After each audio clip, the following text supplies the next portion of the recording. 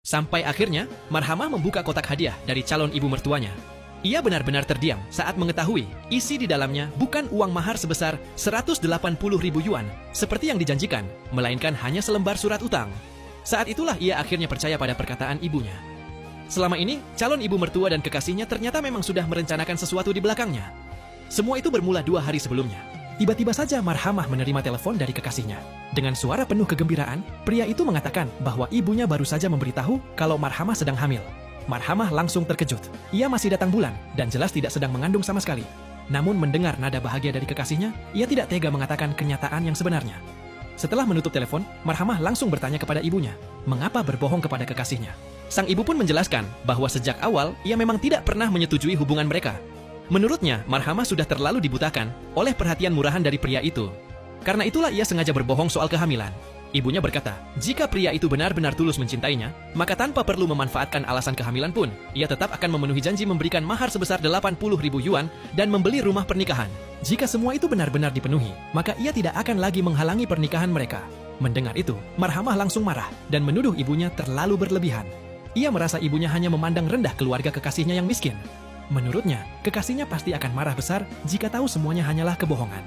Namun ibunya meminta Marhamah berpikir baik-baik. Sejak mereka mulai berpacaran, bukankah pria itu hanya pandai memberi janji tanpa pernah benar-benar membuktikannya?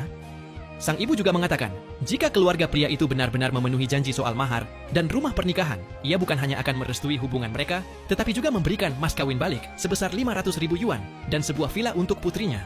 Sebaliknya, jika mereka mengingkari janji, maka Marhamah bisa melihat wajah asli keluarga itu sebelum semuanya terlambat. Bukankah itu justru hal yang baik? Marhamah akhirnya berhenti membantah. Namun di dalam hatinya, ia mulai merasa khawatir. Bagaimana jika ibunya benar? Setelah dipikir-pikir lagi, selama berpacaran memang belum pernah ada tindakan nyata dari kekasihnya.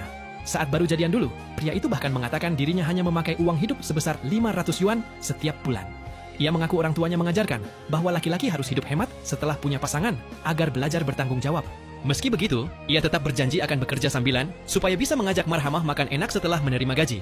Ia bahkan berkata, rela makan mie instan sendirian, asalkan Marhamah tidak ikut menderita. Ucapan itu membuat Marhamah sangat tersentuh. Namun ketika akhirnya mereka pergi makan enak, setelah pria itu menerima gaji, pria tersebut malah menghela napas sambil berkata bahwa, jika bukan demi dirinya, ia tidak akan tega menghabiskan uang sebanyak itu. Ia terus mengeluh betapa sulitnya mencari uang dari pekerjaan sambilan. Anehnya, Marhamah tetap merasa terharu. Bahkan akhirnya ia sendiri yang membayar semua makanan mereka. Sejak saat itu, ia juga menghabiskan puluhan ribu yuan untuk membelikan kekasihnya laptop terbaik. Sebagai balasan, pria itu berjanji setelah menikah nanti, seluruh kartu gajinya akan diserahkan kepadanya untuk diatur. Marhamah sangat bahagia.